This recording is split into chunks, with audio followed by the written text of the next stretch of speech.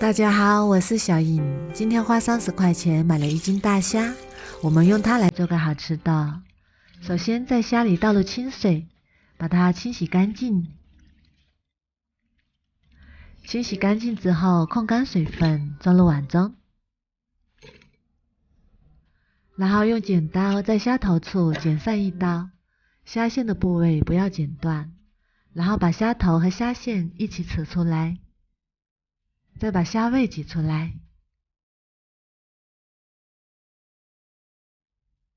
虾头也不要扔掉，先装入碗中备用。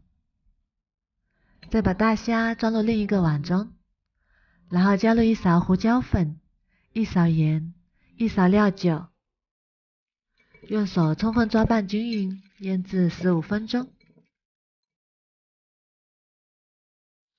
再准备一个萝卜，去头去尾，然后再去皮。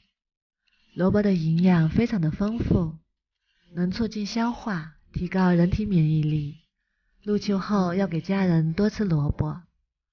去皮之后对半切开，然后切成厚片。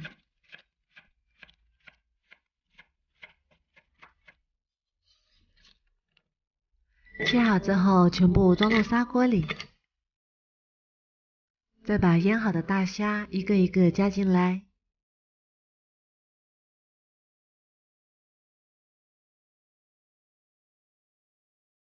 像这样就可以啦，先放一旁备用。然后准备一根大葱，切成葱片。准备6瓣大蒜，切成蒜片。再准备1小块生姜，切成姜片。切好之后装入碗中备用。起锅热油，油热之后倒入虾头翻炒，中小火炒出虾油，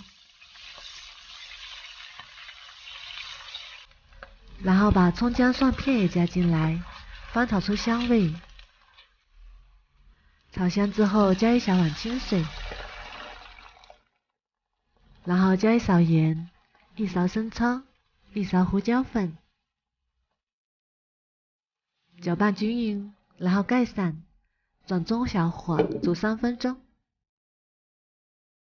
时间到，我们打开看看，哇，好香啊！这个汤就已经很香了。然后关火，把虾头过滤出来不要。再把汤汁倒入大虾里，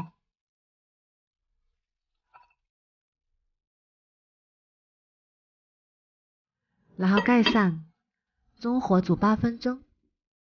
时间到，我们打开看看，哇，好香啊！然后撒点葱花，美味继承。香喷喷的萝卜焖大虾就做好啦。这样做的大虾保留了它的原汁原味，鲜香味美。萝卜也是炖得非常的软烂，吸收了虾的汤汁，吃起来非常的鲜美。萝卜和大虾真的是绝配，连汤汁都非常的美味。这样做一锅，全家人都爱吃，挑食的孩子也不挑食了。大虾和萝卜的搭配营养也是非常的丰富，如果你喜欢也试试吧。喜欢我的视频就关注我吧，谢谢您的支持。